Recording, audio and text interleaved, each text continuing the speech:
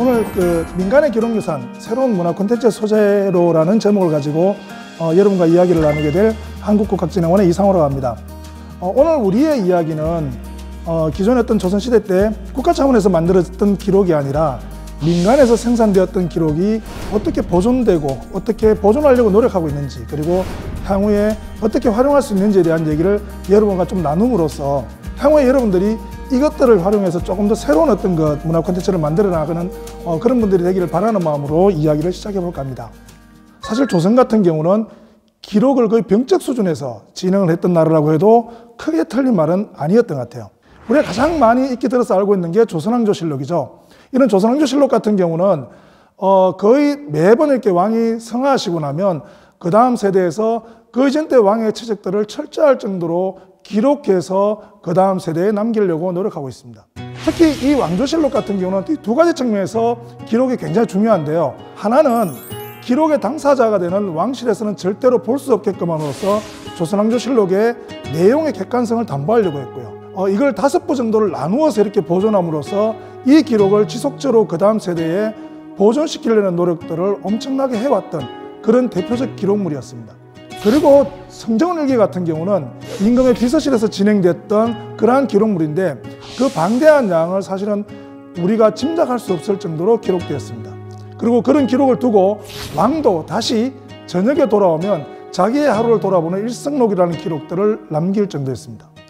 이렇게 왕조에서 진행됐던 이러한 기록들이 지금 이제 유네스코가 인정한 세계 기록유산으로 등재될 만큼 조선은 엄청난 기록력을 가지고 있는, 심지어 기록벽이라고 평가할 만큼의 그러한 나라였었습니다.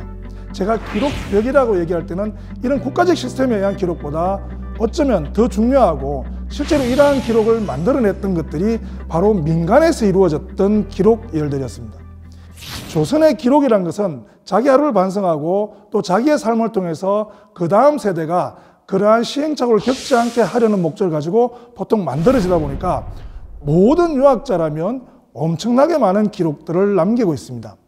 특히 조선의 기록의 가장 대표적인 것들이 뭐냐면 매일매일을 일상화해서 남기려는 기록들이 굉장히 지금도 많이 남아 있습니다.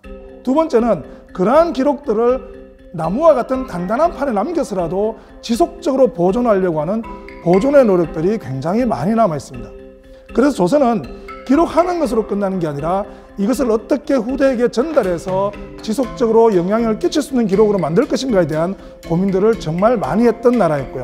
제가 평가할 때는 국가의 이런 기록의 시스템이 어떻게 보면 민간에서 이렇게 보편화됐던 기록열이 국가 시스템으로 만들어진 것이지 국가 시스템이 개인을 이렇게 만들었다고 보지는 않아도 될 것 같습니다. 그만큼 사실은 조선의 민간 기록유산은 굉장히 중요한데요. 우리가 잘 아는 것처럼 조선왕조실록, 성정원일기, 그 다음에 또 일성록 이런 기록들은 국가 차원에서 정말 잘 보존되고 있습니다. 근데 민간의 기록물들은 각자의 집에서, 각자의 문중에서, 각자의 서원에서 이런 것들을 보존해 왔는데요. 1970, 80년쯤 되면서 농촌 경제가 완전히 무너지고 그것들을 보존해 왔던 경제적 주체들이 더 이상 그걸 보존할 수 없는 상황으로 처해지면서 엄청난 위기 상황에 처하게 됩니다. 그러한 어떤 민간 기록유산의 위기 상황을 가장 잘 보여주는 게 1970년 안동댐의 수몰이었습니다.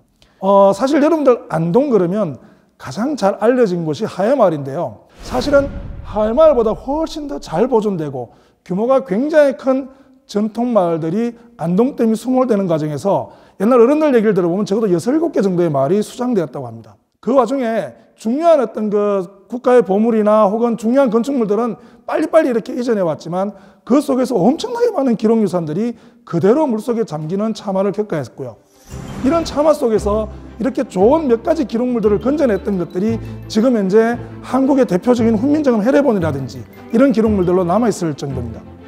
그러다 보니까 이게 지역사회에서 이런 것들을 어떻게 할 것인가에 대한 고민들이 굉장히 많이 일었고요. 특히 한국의 지금 문화재의 어떤 보존 정책이 국가에서 지정하면 국가에서 관리해주는 정책이지만 국가에서 지정하지 않는 것들은 사실 민간에서 너희가 알아서 관리하세요라고 하는 정책이에요. 그래서 그 당시에 민간을 중심으로 해서 이 민간에서 지금까지 만들어져 왔던 기록유산을 어떻게 보존할 것인가에 대한 정책들이 필요해졌고요. 그게 지금 제가 근무하는 한국국학진흥원의 건립으로 이어지게 됐습니다.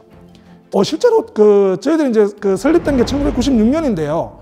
2002년도부터 본격적인 수집을 진행해서 제가 지난주에 보니까요, 약 한 1000여 개의 기탁지로부터 56만 점의 민간 소장 기록유산을 소장하고 있습니다. 아마 한국에서 가장 많은 기록유산을 가지고 있는데요.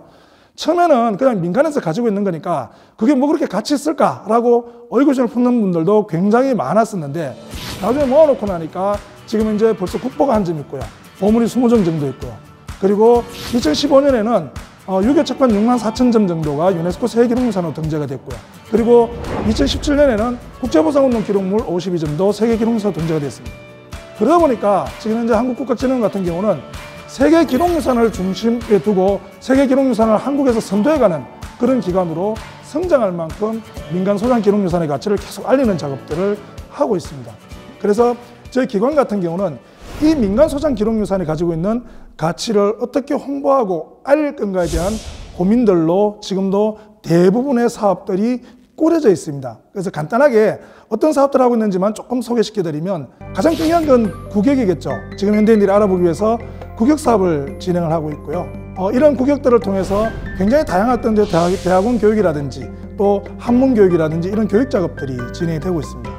이게 어떤 가치를 가지고 있는지는 결국 연구자들이 연구를 통해서 진행을 해야 되는 그러한 부분들 때문에 연구 및 가치 발굴 사업들이 진행되고, 이러한 가치가 여러분들과 또 이 강의를 듣는 모든 분들이 같이 공유할 수 있도록 실제로 실물을 좀 볼 수 있도록 하는 전시 작업들도 진행이 되고 있고요. 그리고 유치원에 찾아가서 옛 이야기를 들려주는 이야기 할머니까지 적어도 전통을 지금까지 이어와서 향후에 계속 이것들을 활용하기 위한 그런 노력들이 지금 현재 국가진흥원을 통해서 이루어지고 있는데, 이게 바로 민간 소장 기록유산의 활용의 노력의 결과라고 말씀드릴 수 있겠습니다. 특히 근데 오늘 여러분들이 조금 더 관심 가지고 봐줬으면 하는 부분들이 바로 이런 부분들입니다.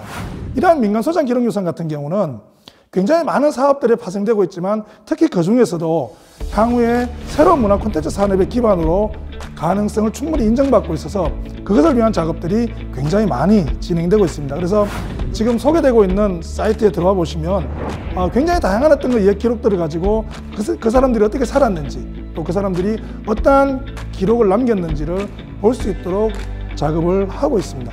제가 아까도 그렇게 말씀드렸는데요. 민간 소장 기록유산의 가장 대표적 기록물이 일기류라고 말씀드렸는데요. 규장각이나 혹은 한국학중앙연구원 같은 데서 갖지 않는 독특한 기록물이 발견되기 시작했는데, 그게 저 같은 사람이 그냥 집에서 이렇게 하루하루 기록했던 말 그대로 일기입니다. 보면 거의 대부분의 그 사람들이 쓰고 있는 사건과 사안들이 그대로 기록되어 있고요. 그리고 개인과 공동체의 삶이 여과 없이 기록되고 있습니다. 뭐 이렇게 좀 복잡해 보이는데요. 재밌는 게 이런 것들입니다. 뭐 연근영당일기 그러면 서원이나 향교 짓는 과정에서 일기 계속 쓰는 거예요. 소청변물기 같은 경우는 상소를 올릴 때마다 그 과정들이 다 일기로 기록되고 있어요. 묘소 묘빌 관련 일기 같은 경우도 보면 묘소를 두고 굉장히 많은 싸움들이 옛날에 일어나요. 그래서 그러한 기록들이 그대로 남아 있습니다.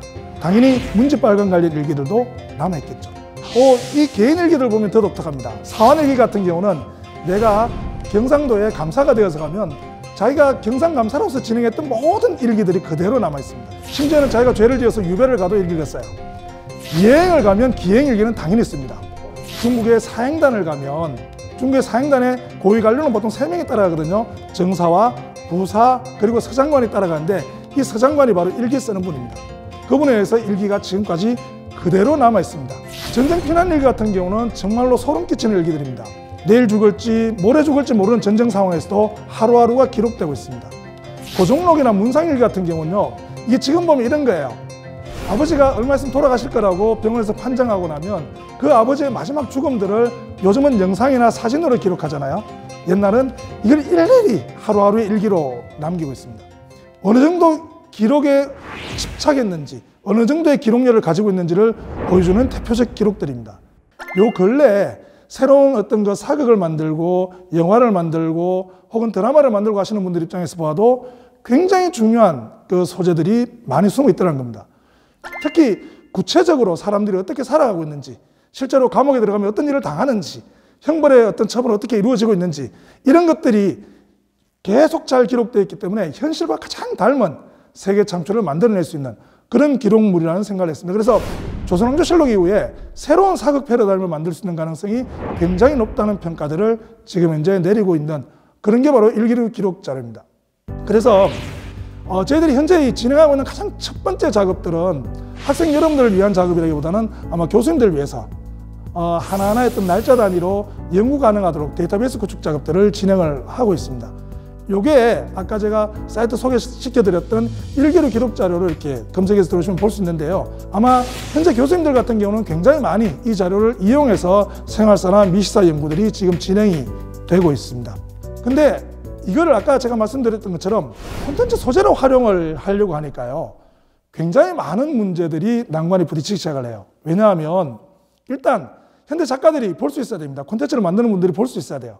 그래서 가장 먼저 진행한 작업이 번역 작업입니다. 지금까지 굉장히 많은 번역들을 진행을 했는데 번역해놓고 나도 문제가 발생해요. 왜냐하면 지금 아마 여러분들이 가지고 있는 인식들이 100년 전에 여러분의 조상들과의 인식보다는 아마 지금 동세대를 살고 있는 저 다른 나라의 미국 사람들의 인식들이 더 강해요.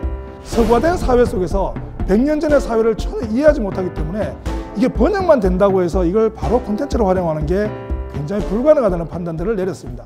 그래서 현재 보면 데이터베이스 구축하고요. 또 번역하고 또 그중에 중요한 자료들을 뽑아서 일상인들의 이야기를 창작 소재로 만들어서 향후에 어떤 새로운 콘텐츠의 창작자 되기를 원하는 여러분들도 볼 수 있고 여러분들이 소재를 얻을 수 있는 그런 작업들이 현재 올해로서 지금 10년째 진행이 되고 있습니다. 스토리 테마파크 같은 경우는 여러분이나 혹은 일반 창작자들이 이걸 활용해야 되기 때문에 기존의 일기류를 번역하는 것하고는 또 다른 굉장히 복잡한 어떤 작업 단계들을 좀 필요로 하게 됐습니다. 가장 대표적인 것들이 바로 일기류 같은 경우는 그날 소도둑을 잡고 또 논에 어떤 나가서 일도 하고 또 오는 사람도 만납니다. 그 다음날 보면 소도둑에 대한 체결사안도 논의하고 또 누가 밥도 먹고 누가 만나기도 해요. 근데 이것들이 그냥 섞여 있으면 어떻게 사건이 진행되는지 알 수 없기 때문에 소도둑 사건만 따로 뽑아내는 작업들을 진행을 하게 돼요. 이걸 우리가 단위별 이야기 소재를 뽑는다고 얘기하는데 그러한 사건이 어떻게 발생했는지 그런 이유가 뭔지 조선시대 때 소는 얼마나 중요했는지 이런 것들을 중심으로 해서 젊은 연구자들이 여러분들을 위해서 새로 집필하는 과정들을 함께 거치게 됩니다. 그리고 조선시대 참 용어 어렵죠. 사람이 누군지도 잘 모르겠고요. 그래서 이러한 어떤 용어, 또 인물, 또 공간 정보 등에 대해서는 여러분들이 알기 쉽도록 다시 이렇게 사전들을 만들어서 함께 제공하는 작업들을 진행을 합니다. 이런 것들이 있어요. 예를 들어서 건물의 크기가 얼마고 높이가 얼마고 글로 써놓으면 여러분의 머릿속에 잘 안 그려지는데 사진 한 장이면 끝나는 게 있습니다. 그런 것들 같은 경우는 2D나 혹은 3D 등을 제작해서 함께 보여줄 수 있도록 있는 것들은 사진 찍어 보여드리고요. 없는 것들은 사실은 다시 한 번 더 VR이나 이런 것들로 재현해내는 작업들을 진행을 하고 있습니다. 그리고 이런 것들을 가지고 여러분들 요거는 이렇게 활용해 주세요 라고 하는 웹진까지 현재 발간을 하는 그런 작업들이 진행되고 있는데 요거는 여러분들이 어떤 포털이나 들어가셔서 스토리 테마파크를 검색하시면 항상 이렇게 접속 가능하도록 열려있는 그런 사이트입니다. 그래서 들어오셔서 어떤 이야기들이 있는지를 조금 살펴보시는 게 어떨까 싶습니다. 지금 구축 방법을 제가 아까 조금 설명을 드렸었는데요. 굉장히 복잡하게 되어 있죠. 근데 아까 말씀드렸던 얘기대로입니다. 이게 이제 번역문이 이렇게 나와 있으면 이야기 소재 작성 지침에 따라서 기본 정보가 나가고요. 또 시나리오 새로 만들고 용어 설명 들어가고 배경 설명 들어가고 멀티미디어까지 여러분들이 보실 수 있도록 지금 현재 만들어지고 있습니다. 현재 이미지 구축 같은 경우는 이게 벽제관이 남아있다든지 어디 가다 보면 그 장소들이 남아있을 거잖아요. 그죠? 옛날 고기록도 있고 지금 현재도 있습니다. 그 다음에 예를 들어서 본강영당이라는 기록 자료가 남아있다고 하면 지금 현재 본강영당이 남아있어요. 그래서 그쪽에 사진을 찍어서 이걸 보여주는 작업들. 전쟁이나 행차도 같은 경우는 어떤 경로가 쭉 나오게 되잖아요. 그죠? 그런 것들은 지도를 통해서 표시하는 방법들을 만들고 있습니다. 그리고 지금은 사라졌지만 옛날에 중요한 소품들 같은 경우는 바로 실사 이미지를 만들거나 혹은 전문가의 고정을 통해서 복식 같은 경우를 복원해내고 그 다음에 또 대가라든지 이런 것들은 3D로 이렇게 복원하는 작업들도 함께 진행을 하고 있습니다. 그리고 이게 어느 정도 크기인지 이런 것들도 여러분들 좀 봐야 나중에 새로운 어떤 작업을 할 때 함께 작업을 할 수 있기 때문에 그 비교 대상까지 저희를 삽입하는 장면들을 조금 만들고 있습니다. 예를 들어서 업성이라든지 서원이라든지 한교라든지 이런 공간 구조가 어떻게 되어 있는지 같은 경우는 3D로 새로 이렇게 만들어진 그런 작업들을 통해서 여러분들이 확인하실 수 있도록 이렇게 작업을 진행하고 있습니다. 그리고 그 사이트는 지금 현재 이 스토리 테마파크 홈페이지에 구축되고 있는데요. 사실은 저희들이 이 스토리 테마파크 홈페이지를 만들면서 굉장히 고민했던 영역은 딱 한 가지입니다. 뭐냐면 창작자들이 가능한 한 활용하기 좋도록 만든다는 원칙이고요. 그러다 보니까 스토리와 인물, 배경정보, 멀티미디어 중심으로 지금 현재 편제가 되어 있고요. 여기에 있는 사안들은 창작된 게 단 1도 존재하지 않습니다. 대부분 다 기록 자료를 그대로 옮겨와서 다만 그거를 하나의 어떤 사건 단위로 엮기 위한 작업들만 진행을 했기 때문에 이것들을 가지고 여러분들이 새로운 어떤 창작적으로 만들어갈지, 작품으로 만들어갈지에 대한 고민들은 지금부터 여러분의 몫입니다. 그것을 위해서 지금 현재 스토리텔링 파크는 올해까지 현재 6,000건의 이야기 소재를 제공하고 있는데요. 아까 말씀드렸던 것처럼 그 6,000건 속에는 다양한 배경정보, 다양한 멀티미디어, 이미지, 실사 이런 것들이 함께 지금 현재 제공이 되고 있습니다. 이렇게 그 스토리텔링 파크라는 홈페이지를 만들어 놔도 사실은 이게 활용을 계속 지속한다는 게 그렇게 쉽지는 않은가 봐요. 그래서 요 근래 저희들 같은 경우는 활용성을 조금 더 높이기 위한 그런 노력들을 굉장히 많이 진행을 하고 있는데요. 특히 지금 이제 몇 년째 계속 신경 쓰고 있는 게 저희들이 발간하고 있는 웹진입니다. 이 웹진 같은 경우는 전통의 기록 자료가 어떻게 활용될 수 있을지를 매달 특수한 주제를 가지고 하나의 어떤 그 잡지로 만들어내는 작업들인데요. 아마 여러분들이 홈페이지 들어오셔서 여러분의 이메일 주소를 남겨놓으시면 매달 새로운 이야기가 어떻게 만들어지고 있는지를 만나보실 수 있을 겁니다. 그리고 요 근래 이러한 어떤 그 전통 기록 유산이 새로운 콘텐츠로 되기 위해서 어떠한 작업들을 진행해야 될지에 대한 다양한 전문가들과 또 창작자들과 함께 공유하는 그런 프로그램인 컨퍼런스도 계속 진행되고 있습니다. 원래 9년째 그 작업들이 계속 진행되고 있다고 말씀드리겠고요. 그리고 오늘 여러분에게 꼭 소개시켜드리고 싶은 것, 그건 뭐냐면 이러한 어떤 그 소재들이 어떻게 창작 가능한지에 대한 공모전들이 올해로서 대학생 같은 경우는 7회, 그리고 일반인을 위한 공모전은 원래 2회 공모전이 진행이 되고 있습니다. 특히 대학생 공모전 같은 경우는 이 공모전에 단순하게 참여하는 게 아니라 실제로 많은 학생들이 적어도 5개월, 6개월 정도의 굉장히 지속적인 어떤 그 교육 과정을 통해서 새로운 어떤 그 창작 콘텐츠를 만들어내는 다양한 과정들을 경험할 수 있도록 여러분들에게 제공하고 있는 그런 사업들도 함께 진행을 하고 있습니다. 실제로 이제 10년이 되었습니다. 10년이 되었는데 생각했던 것만큼 굉장히 어떤 그 좋은 드라마나 혹은 좋은 어떤 영화나 혹은 우리가 다 아는 그런 새로운 이야기들이 아직까지 잘 나오지는 않는 것 같습니다. 하지만 그럼에도 불구하고 얼마 전에 그 KBS에서 인기를 방영되었던 녹두전 같은 경우가 그 전에 그 웹툰을 통해서 만들어졌던 그러한 작품인데요. 이 웹툰 같은 경우는 이 스토리텔링 파크에서 일정 정도였던 그 모티프를 가지고 만들었던 그런 작품이고요. 또 작년 같은 경우 코로나19 상황에서 일상인들이 어떻게 사는지에 대한 굉장히 다양한 요청들이 좀 있었습니다. 그래서 뭐 뉴스라든지 혹은 TV의 다양한 프로그램들에 저희들이 제공을 한 적도 있고요. 그리고 지역에 있는 다양한 방송국들을 통해서 라디오 프로그램이나 혹은 새로운 어떤 그 작은 어떤 그 프로그램들로 계속 일반인들과 만나고는 있지만 현실적으로 조금 더 어떤 그 나은 활용 가능성을 제고하기 위한 노력들은 지금부터 다시 좀 시작해야 되는 그런 단계가 아닌가라는 생각을 하게 됩니다. 그리고 아마 거기에는 지금 이 강의를 들으시는 여러분들 속에서 새로운 이야기를 만들고 또 더 나은 어떤 콘텐츠를 만들고 또 이것들을 새롭게 어떤 그 적용시켜가는 많은 어떤 그 새로운 콘텐츠를 좀 만날 수 있는 그런 길들이 많이 열릴 수 있기를 저는 기대를 하고 있습니다.